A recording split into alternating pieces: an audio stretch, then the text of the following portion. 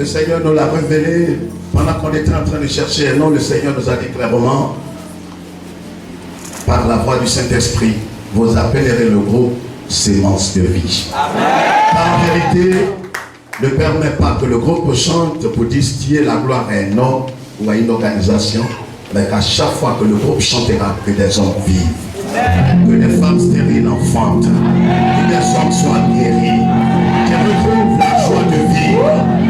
En vérité, le groupe est appelé Sémence de vie.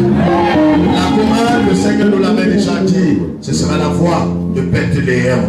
Bethléem qui veut dire la maison du Père. À chaque fois que la chorale chantera, tout ce qui était manque et besoin sera comblé par le Seigneur. Le Seigneur est en train de susciter un groupe des cadets à l'école des dimanches. Et le Seigneur nous a dit, vous appellerez ce groupe parce que c'est un groupe d'avenir et l'avenir même de l'église, la voix de l'école des dimanches. Et très bientôt vous verrez ce groupe chanter ici pour la gloire du Seigneur. Et j'aimerais que ce matin nous acclamons notre Dieu. Seigneur, c'est pour toi et par toi que nous sommes. Est-ce qu'on peut manifester notre joie par un cri de joie?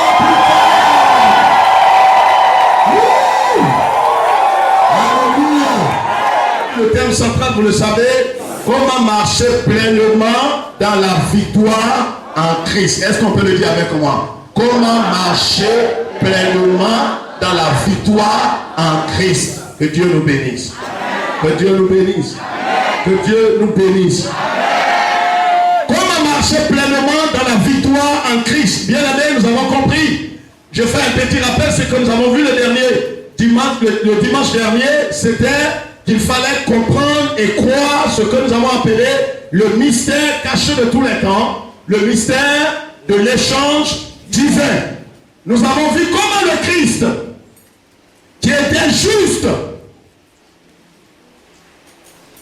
s'est dépouillé de sa justice, s'est dépouillé de sa vie, s'est dépouillé de sa fortune, s'est dépouillé de sa santé, pour qu'en retour nous recevons tout ce qu'il a laissé. La Bible dit, il a porté en Ésaïe 51, Ésaïe 52, Ésaïe 53, la Bible dit qu'il a porté nos malheurs dans son corps. Il a porté tes maladies. Quelqu'un me dit Amen, gloire à Dieu. Il a porté nos malédictions. Quelqu'un me dit gloire à Dieu. Il a porté nos échecs. Il a porté ta stérilité. Il a porté tes douleurs. Il a porté ta pauvreté. Il a porté tous tes échecs. Il a porté tes limitations.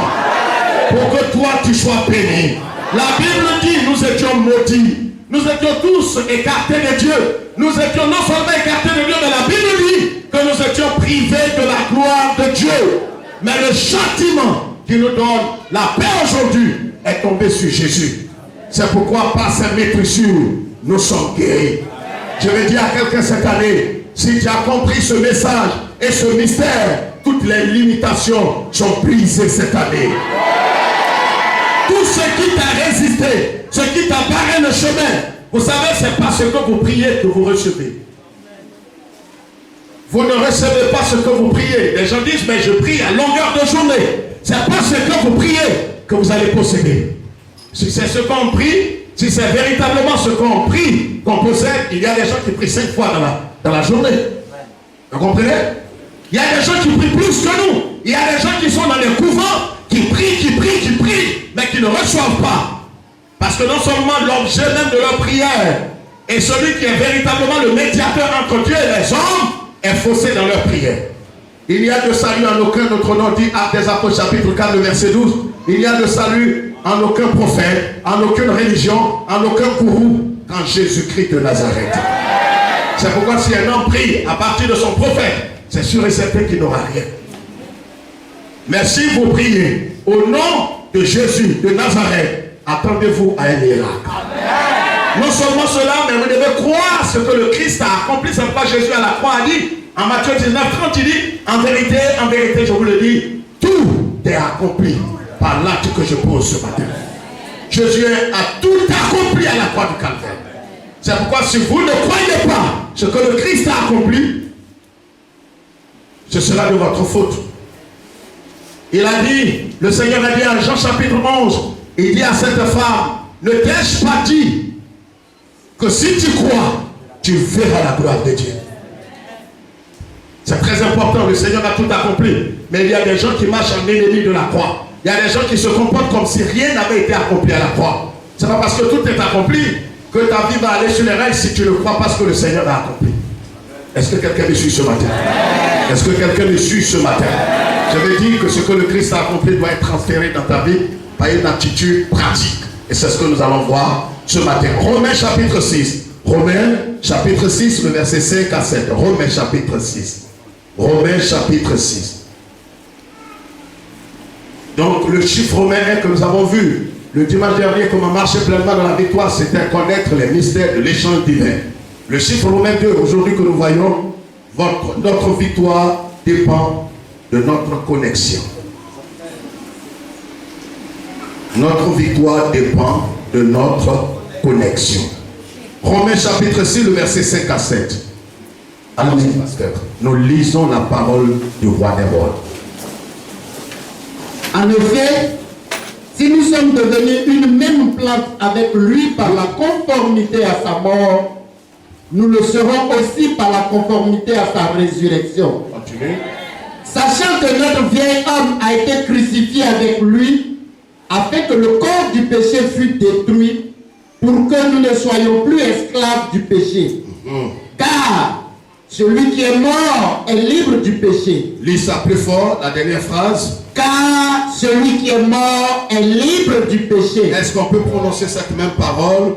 Car celui qui est mort est libre du péché. Asseyez-vous. Levez la tête s'il vous plaît. Vous savez, laissez-moi vous dire une chose importante.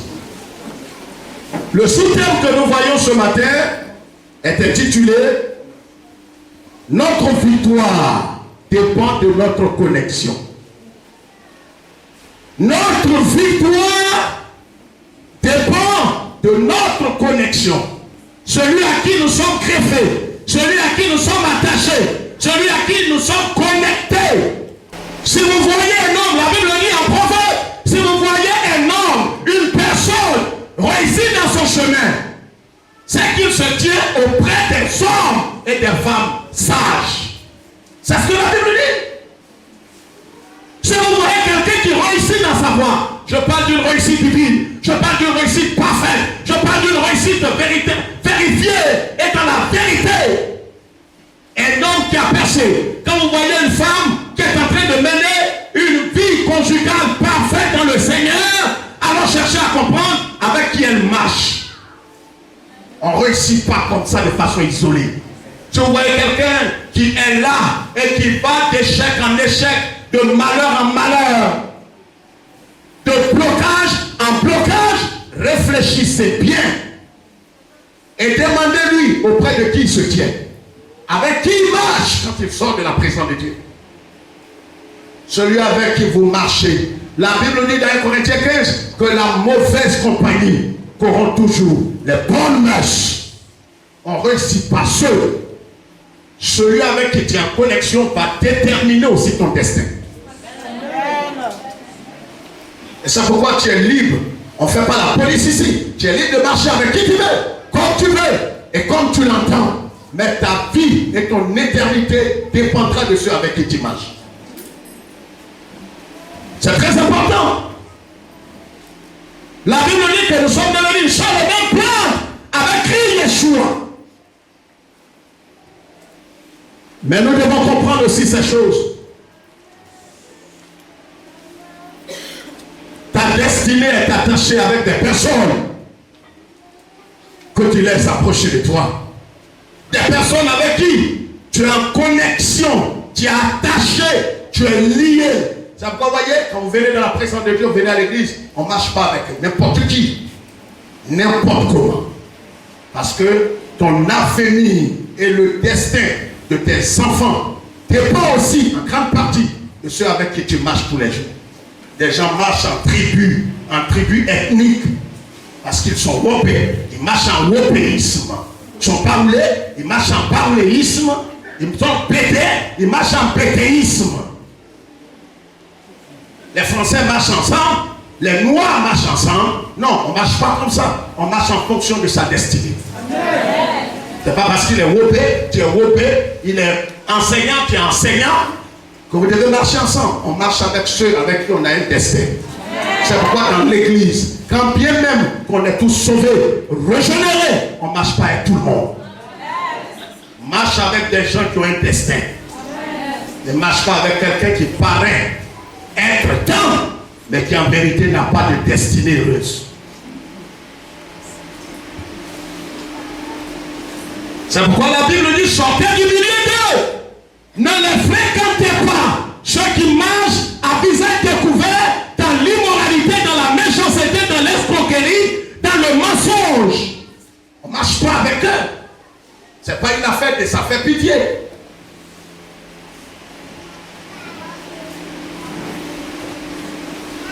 C'est pourquoi le malheur ou la bénédiction de ta vie dépend de ta connexion de vie. Très important.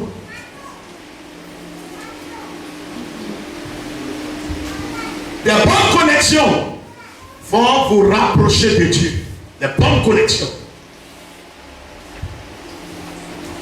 Mais les mauvaises connexions vont vous éloigner du Seigneur. Regardez par exemple ceux qui travaillent, qui sont dans des entreprises ou même dans des organisations. Hein, c'est mon collègue. Et il marche avec son collègue. Mais le collègue avec qui tu marches, est-ce que tu sais ce qui est sur sa vie? Est-ce que tu connais véritablement l'atmosphère sous laquelle il marche? S'il est maudit et que toi c'est un voleur, un trafiquant, toi tu ne sais pas dans le monde invisible ce qui lui est réservé et toi tu marches avec lui. Quelqu'un me suit ce matin? Et c'est pourquoi ce n'est pas une affaire de famille. C'est une affaire de destinée. On ne te demande pas de te méfier de quelqu'un. Mais fais attention avec ceux avec qui tu marches et tu es toujours en connexion. C'est pas, ah, mais il a percé, pasteur. Il a percé. Il a beaucoup de voitures, c'est très bien. Mais il est marié, il a des enfants, il a réussi. Quand je regarde sa vie, je sens qu'il a réussi. Il a percé. C'est vrai. Tu crois qu'il a percé. Mais comment il a percé? C'est ce qui est important.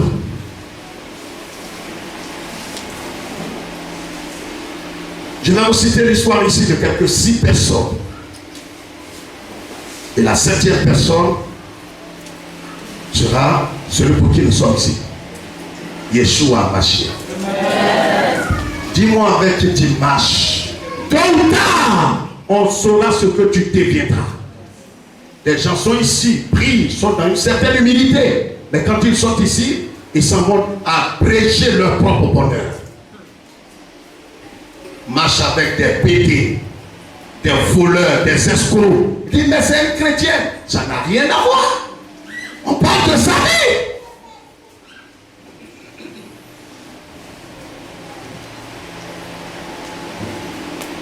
Mais quand vous êtes dans une bonne connexion, vous comprenez? Quand vous êtes dans une bonne connexion, la finalité de votre connexion sera la gloire et la célébration. Amen.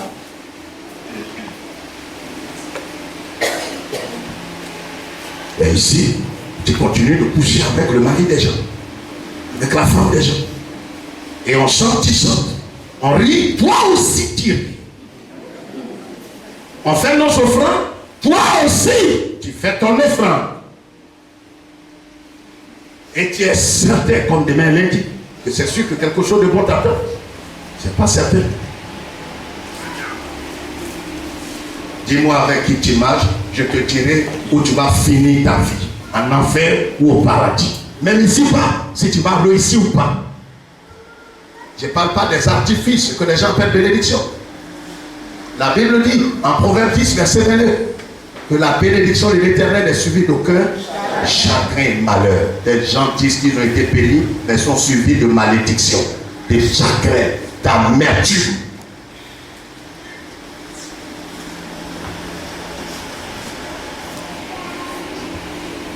Il faut écouter la voix du Seigneur. Amen.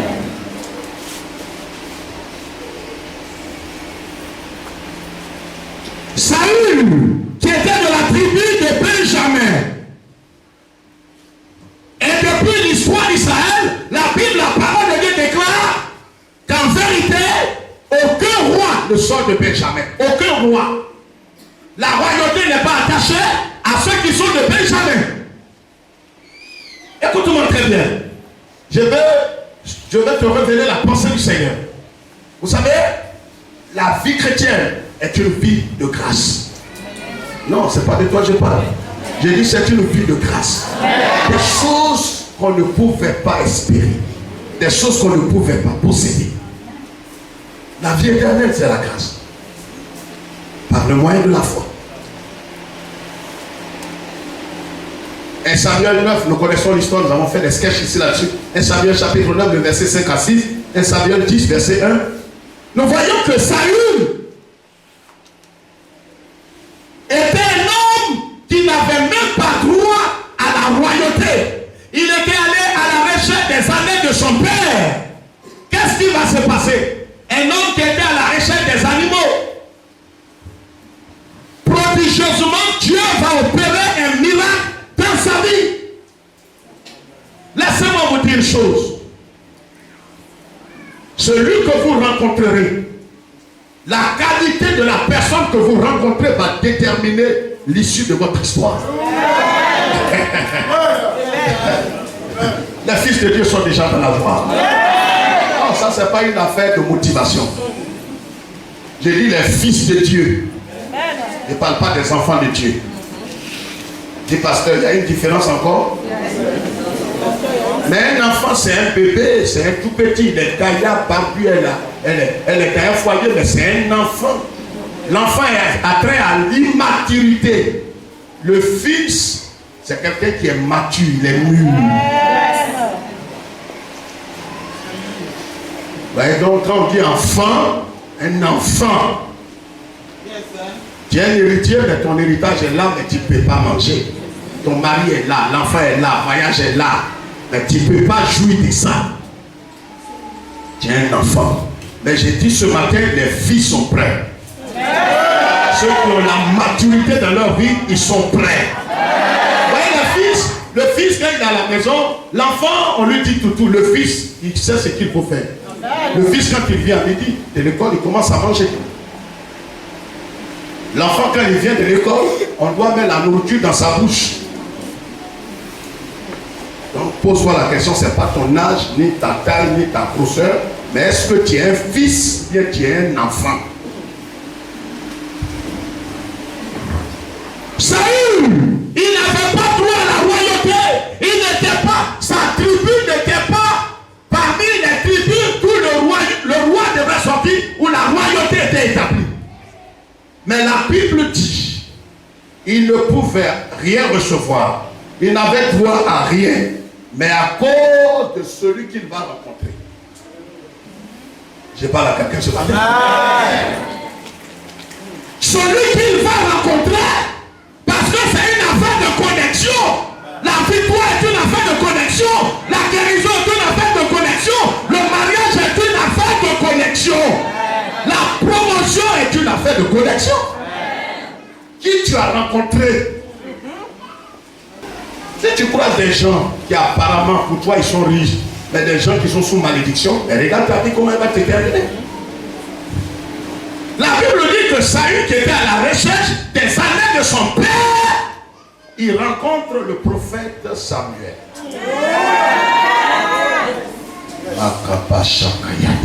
Regarde, tu n'étais pas concerné par cette affaire. Tu n'avais même pas droit à ce financement. Tu n'avais pas. Est-ce que je parle à quelqu'un? Tu n'étais pas dans le programme de financement. Ils ne te connaissent pas. Tu n'étais pas dans leur programme de voyage. Tu n'étais pas dans leur programme de promotion. Ton nom n'était pas parmi ceux à qui on devrait donner ce marché.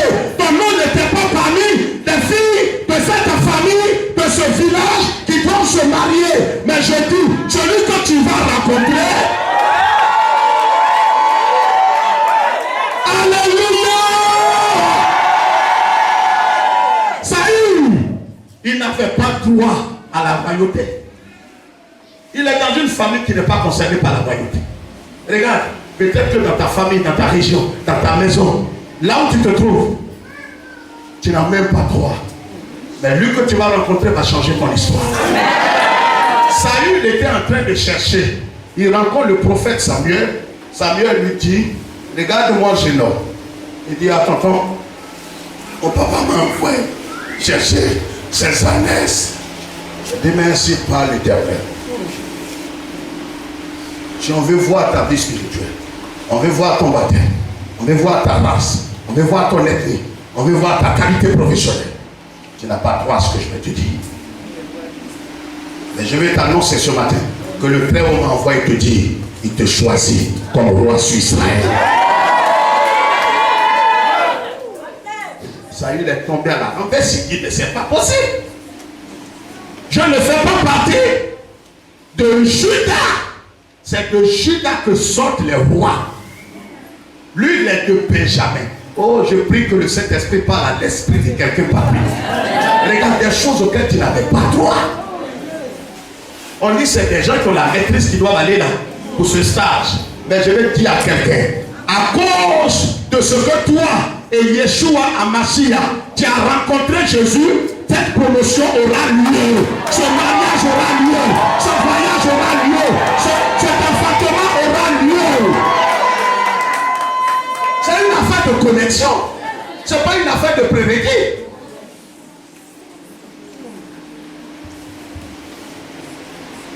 C'est une affaire de connexion. Il rencontre, il avait traversé des gens. Il a dépassé des gens. Il a dépassé des prophètes en route, des apôtres. Mais il faut savoir qui te rencontre. Il rencontre Samuel, son histoire change. Lui qui était chercheur, il devient roi. C'est ton histoire ce matin. Toi qui es en train de chercher, je dis à partir de ce message, si tu as foi en Jésus, le temps de ton repos est arrivé. Oh, je parle de toi, je parle. Quand on parle de le service répond à la parole du Messie qui est véhiculé ce matin. Qu'il te soit fait selon ta rencontre. Je dis, en qualité de fait, qu'il te soit fait selon ta rencontre. Qu'il te soit fait selon ta connexion.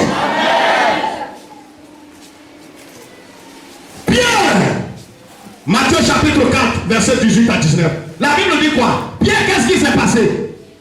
Pierre était un pêcheur de poissons. Il était professionnel dans la pêche. Mais qu'est-ce qui s'est passé? Qu'est-ce qui s'est passé, Père? La Bible dit qu'il a pêché toute la nuit. Ça prend du poisson. Mais il va aller.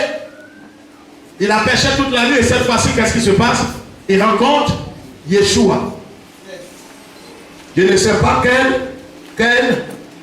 qu'est-ce que tu as fait pendant des années dans ce travail et tu n'as rien eu. Tu n'as pas eu qu'une cause. Ta beauté est claire.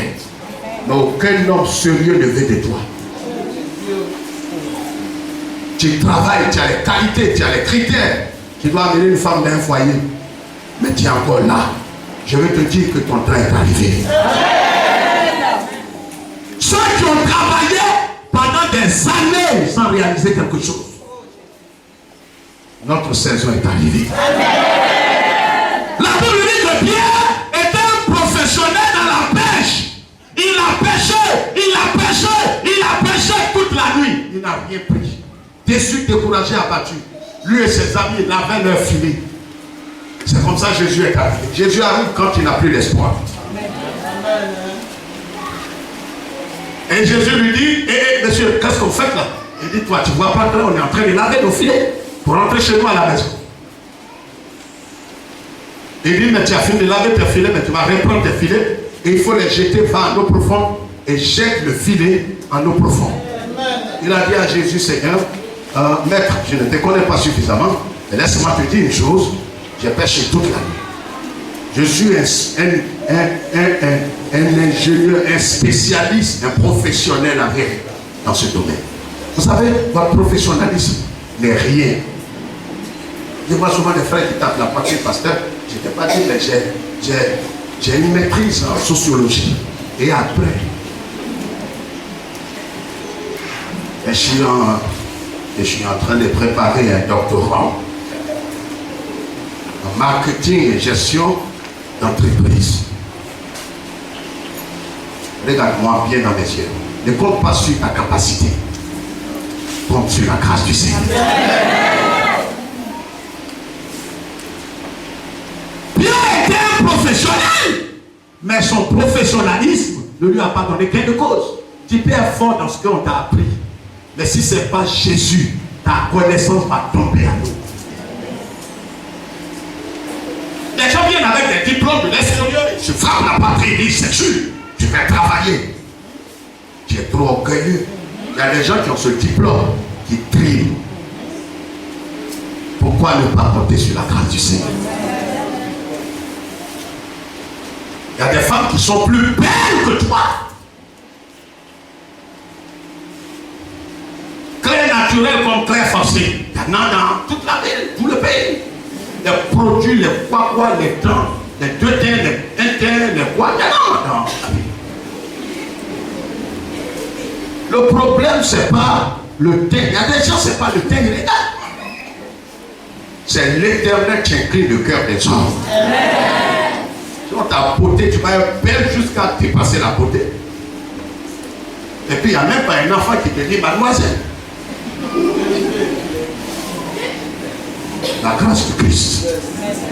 La Bible dit Pierre rencontre Jésus, il tombe en genoux, il met ses filets. Jésus lui dit va à l'eau profonde. Il regarde Jésus méchamment. Il dit j'ai déjà pêché toute la nuit, je n'ai rien eu. Jésus lui dit va à l'eau profonde. Jette ton filet. Il jette son filet, il attrape des poissons. La Bible dit son filet était tellement rempli qu'il était obligé d'appeler qui? D'appeler d'autres personnes pour venir l'aider à sortir le filet. Regarde, Dieu va bouleverser ta vie. Dieu va renverser ta vie. Je te dis. Dieu va te bouleverser. Les gens parlent de mariage et tu pleures. Mais attends l'homme qui vient pour toi. Attends seulement. Des gens se moquent de toi parce qu'ils sont dans des foyers. Des gens se moquent de toi parce qu'ils ont eu des promotions. Dis à ton voisin, attends seulement. Tu vas bénir Dieu pour la grâce sur ma vie.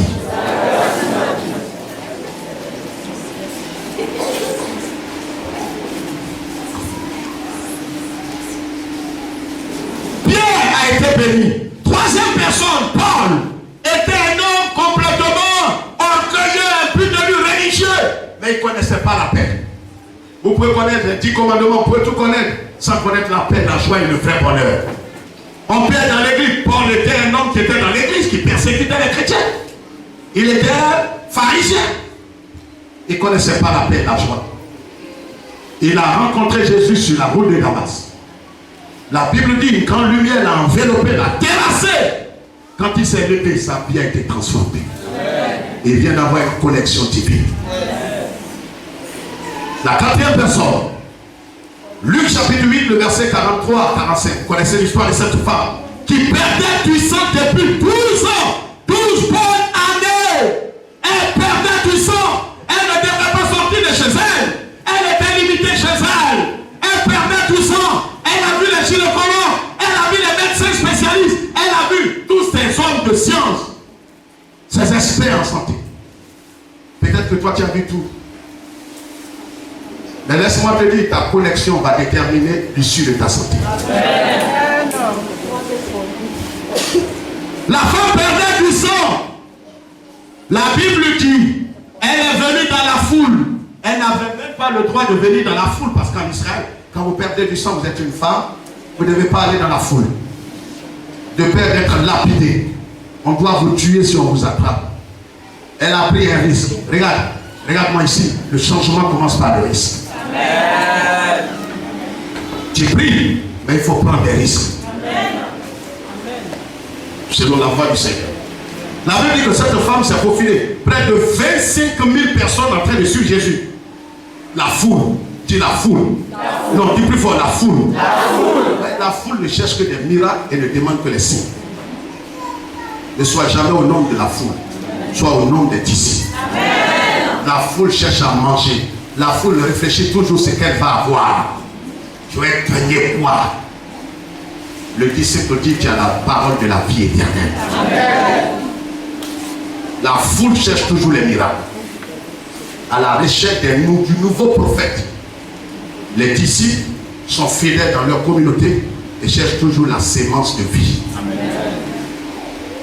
La femme a touché Yeshua, a touché la robe de Jésus. La Bible dit, le simple fait qu'elle soit en connexion avec le corps du Christ, elle a été miraculeusement guérie.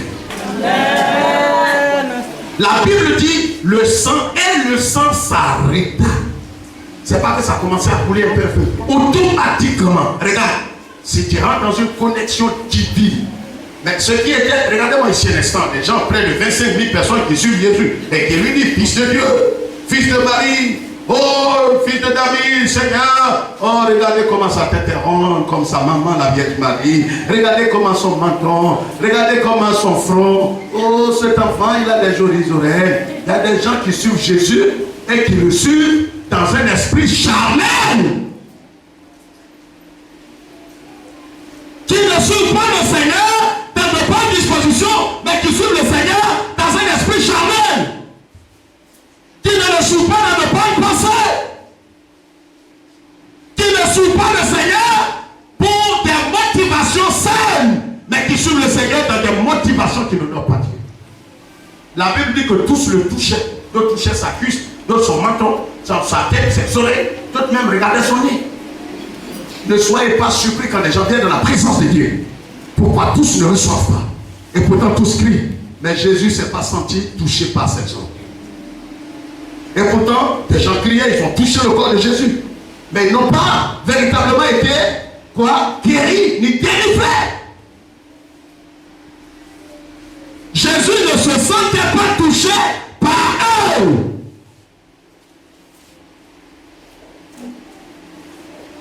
Votre connexion déterminera votre destinée.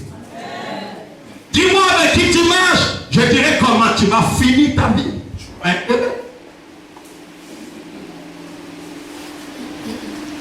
Si tu marches avec des gens de mauvaise vie, c'est sûr que tu finiras ta vie comme eux. Comme des ridicules, des chiffonniers. Marie, la sœur de Lazare, une femme de mauvaise vie, Matthieu chapitre 26, verset 13, Jean 11. Vous connaissez l'histoire de cette femme? Elle est allée, qu'est-ce qu'elle a fait? Elle a versé son parfum qu'elle a acheté de grand prix sur les pieds de Yeshua. Elle a essuyé avec ses cheveux. Et la Bible dit que Jésus allait partout, on parlera de moi, on parlera de toi. Amen. Votre connexion va déterminer l'issue de votre vie. Amen.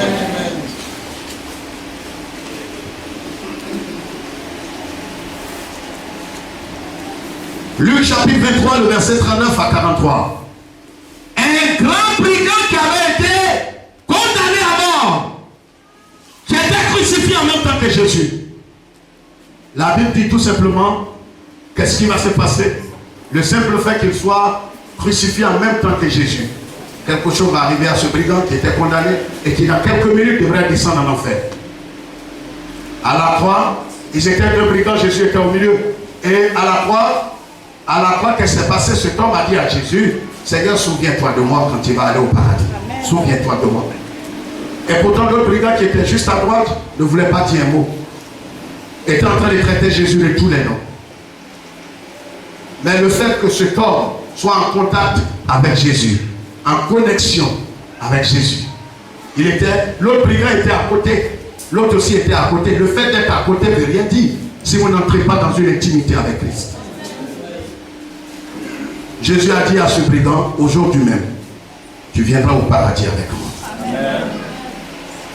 Quel que soit, peu importe votre passé, peu importe ce que vous avez vécu, mais votre connexion va changer votre destin. Amen. Amen. Amen. Amen. Est-ce que je parle à quelqu'un ce matin?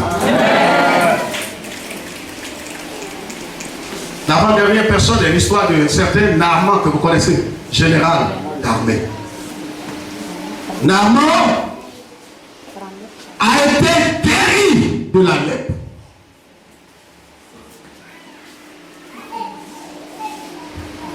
D'abord, à cause de sa connexion avec une jeune petite fille. Une jeune petite fille qu'il a rencontrée et qui était quoi? Servante dans sa maison, qui lui a dit tout simplement: tonton, la maladie bizarre qui est sur toi qui fait que tu as honte malgré ton rang social. Il y a un tonton dans notre village où m'avait pris. Et tu vois tonton là, il a prié pour toi, tu vas être guéri. Moi, c'est moi qui t'ai dit ça.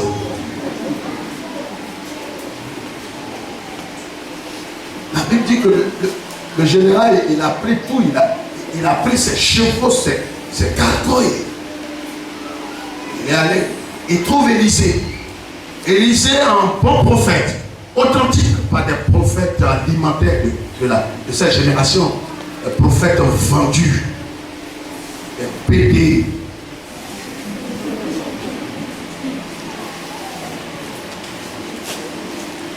Il trouve le prophète, Élisée était assis dans la gloire. Élisée est assis là. Et son protocole était assis là. Et les gens, ils viennent, ils disent à Élisée, Élisée, il y a un grand. Élisée a fait comme s'il n'y avait pas quelqu'un. Il a envoyé son serviteur, il dit, va dire à ce monsieur, il semble qu'il est général. Il n'est que général pour sa maison et pour sa femme. Dis-lui de plonger 7 fois dans le Jourdain. Il vient, il trouve le général, il est assis et son pied en bon général. Vous savez comment des gens sont impus de leur petite personne. Il est assis là, un grand roi, un grand général. Ils ne sont pas prêts à s'humilier devant Dieu. Le porte-cale d'Élisée, le prophète est venu lui a dit, le prophète me dit, te dit de plonger 7 fois. Et il dit, mais j'ai rien à voir avec toi. Je veux voir le prophète lui-même. Et tu sais qui je suis au moins. Le prophète s'en moque. Il m'a dit de te dire. Moi je ne suis pas prophète. Il y a 30 ans quand il va faire campagne. Il me dit de te dire de plonger dans l'eau. Petite piscine. 7 fois. Généralement, c'est là, il dit, moi j'ai des fleuves chez moi, les papas, la piscine climatisée, j'ai des piscines, tu vois, sanctifiées, avec l'eau chaude dedans, et tout ça. Ils sont fous. Voilà ce qui a trompé les pasteurs, trompé les politiques. Ils leur mentent à cause d'argent. Pourquoi ne pas leur dire la vérité? Il est démoniaque, il est en train de boire, hein? Dis-lui!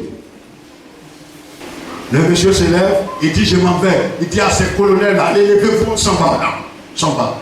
Un bâtard comme ça, moi je me déplace, je viens te voir. Quel bon prophète même. Quel bon prophète. Il partait quand un de ses sergents dit mon général, moi ne me pas en prison. Excusez-moi, ce que le prophète là dit, c'est pas compliqué. On a dit plus 7 fois, si c'est ça, on est déjà arrivé. Mon général, pardon, moi c'est ce que j'avais à te dire. Amen. Ouais, comment les gens aiment les choses compliquées. La Bible dit que Naaman il retourne sur ses pas et dit c'est à cause de toi. Toi, à cause de toi, petit sergent, il a plongé. Si il plonge aussi qu'il croit rien, on va voir ce qu'elle te fait aujourd'hui. Il plonge une fois, les plats est là. Il plonge 2 fois, les plats est là. 3, les plats est là. 4, 0, 5, allez, 6. 7e. Il sort, la Bible dit que sa peau est purifiée comme un bébé.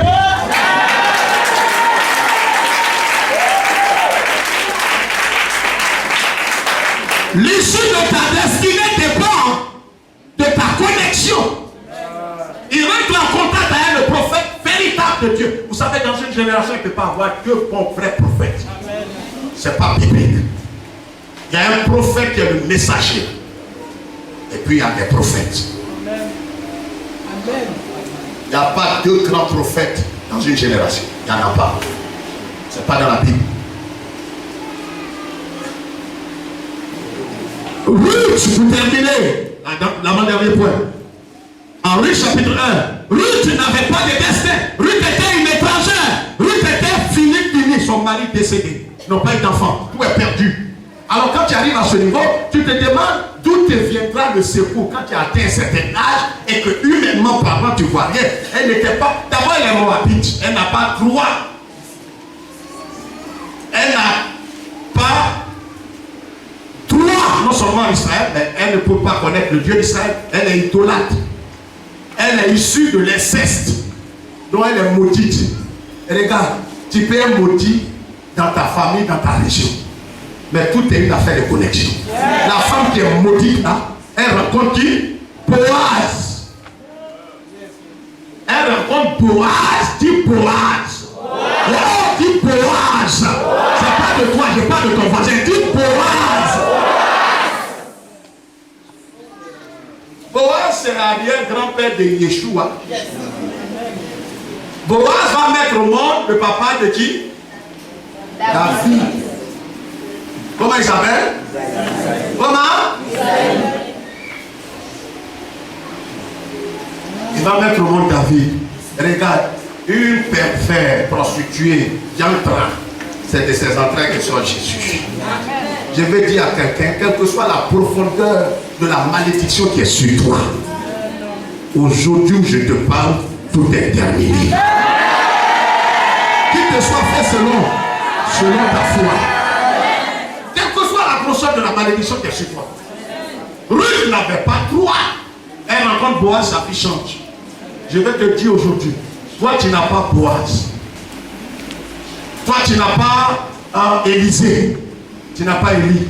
Regardez, le mauvais témoignage c'est qu'un certain Abraham, dans Genèse chapitre 11, Genèse chapitre 12, marchait avec un certain Lot. Aussi longtemps, l'Éternel a appelé Abraham, mais comme il marchait avec l'autre, l'autre veut dire voir. Quelqu'un qui voit la vie de son frère. Et pourtant, Abraham est béni de toutes les bénédictions. Mais comme il marche avec quelqu'un qui est maudit, sa malédiction la titille un peu Abraham. Dieu ne parlait plus à Abraham. La Bible dit en Genèse chapitre 13, quand l'Éternel Dieu a parlé à Abraham, Abraham lui-même a discerné, il a compris, il faut que je me sépare. Vous savez, on ne marche pas avec n'importe qui. Dis Amen. Dis Amen encore. Que ton Amen te passe ton voisin. On ne marche pas avec n'importe qui. Moi, il y a des gens avec qui je ne vais jamais marcher, je ne vais pas côtoyer. N'allez pas là où il y a l'abondance, où Dieu ne vous a pas envoyé. Allez là où il y a la dizaine et Dieu vous a appelé. C'est une affaire de connexion.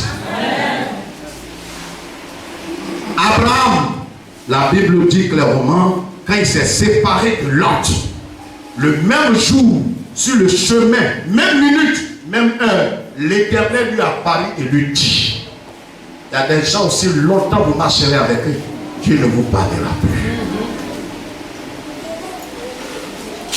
Votre victoire dépend de votre connexion avec Dieu. Non, c'est ma copine d'enfance. C'est ma copine d'enfance. Mais elle pratique l'avortement et tes yeux là, tes deux yeux là, voient ces avortements. Moi, c'est pas mort. Moi, c'est pas mort. Hein, ma copine a avortement, c'est sa nourriture. Avortement, c'est sa nourriture. Tu fais quoi avec elle? Dis, c'est ma copine d'enfance. Vous allez partager les choses ensemble. On ne marche pas avec n'importe qui. Sinon ta vie sera n'importe quoi. Baissez la tête. Merci Seigneur. Entre tes mains, j'abandonne tout ce que j'appelle le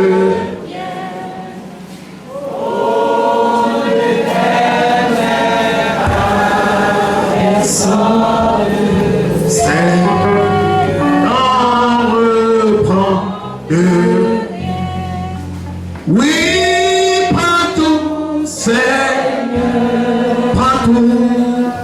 Oui, prends tout, Seigneur. Entre tes mains, j'abandonne tout, Seigneur. Seigneur, merci de nous bénir ce matin. Nous avons besoin chaque jour de nous rapprocher de toi. Nous sommes fatigués, Seigneur. C'est par ta pure grâce que je me tiens ici. Je ne suis pas le meilleur de mes frères. Mais parce que, Seigneur, j'ai trouvé grâce à tes yeux qui a permis que je sois ici. Pour parler de ta part. Merci pour toute cette semaine chargée. Tu as été avec nous au cours de cette pastorale nationale. Tu as été avec nous au cours, Seigneur, de ce dîner. Tu as été avec nous pendant toute cette semaine difficile. Nous te rendons toute la gloire. Seigneur, nous te prions de nous connecter, Seigneur, notre Dieu, à des hommes et des femmes. Seigneur, notre Dieu, de notre destinée. Afin que la victoire devienne tangible dans notre vie. Amène des gens qui nous sont, Seigneur, notre Dieu, réservés afin que nous rentrons en contact avec eux dans la sainteté, dans la crainte de Dieu. Sans compromission, pour entrer en possession de notre héritage. La gloire est à toi. Au nom de Jésus. Quelqu'un dit Amen. Quelqu'un dit Amen. Quelqu'un dit Amen. Comment marcher pleinement dans la victoire en Jésus-Christ? Tel est le thème du message que nous suivons depuis le dimanche dernier avec le pasteur Kwame Félix, président fondateur de la mission internationale Source de Dieu, basée à Abidjan, Cocody, en Crète. Ce dimanche, nous avons poursuivi le message et ce message sera traduit en 3 différentes langues, à savoir l'allemand, l'espagnol et l'anglais. Wie kann man fröhlich in dem Sieg in Jesus Christus laufen? Das ist und das war unser Thema letzten Sonntag. Heute unser Untertitel ist: Unser Sieg hängt von unserer Verbindung ab. Die Person, mit der wir verbunden sind, bestimmt unseren Erfolg, unsere Zukunft. Dein Sieg, deine Heirat, deine Heilung hängen von deiner Verbindung mit dem Herrn Jesus Christus ab. Wir haben in der Bibel 6 Personen, deren Beispiel wir folgen müssen. Es ist erstens Saul, der König gewesen ist. Zweitens Peter, der viele Fische genommen hat, nachdem er Jesus getroffen hatte. Drittens der Apostel Paulus. Viertens die Frau, die ein Blut ablaufen hatte. Nachdem sie Jesus Christus getroffen hatte, wurde sie geheilt. Fünftens der Bandit auf dem Kreuz.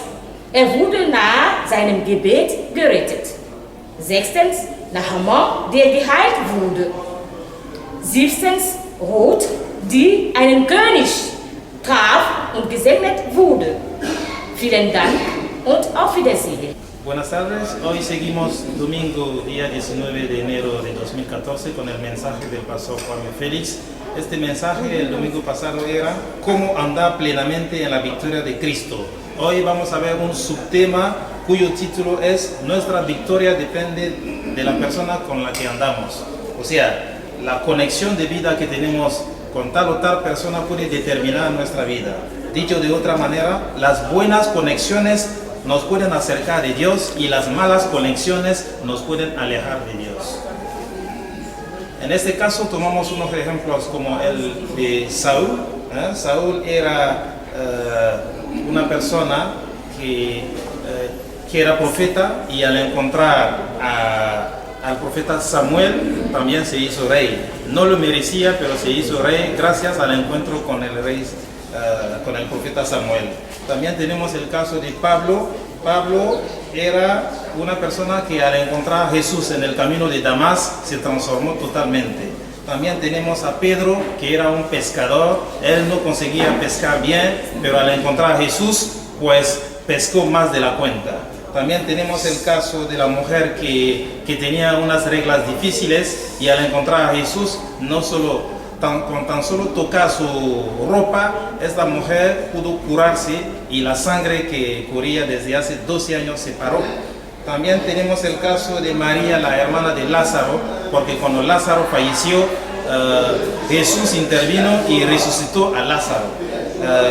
Uno de los casos más contundentes es el del gángster que estaba crucificado con Jesús, dispuesto a morir. Y él dijo a Jesús, hoy mismo yo acepto estar contigo. Y ese Señor ahora al morir resucitó con Jesús.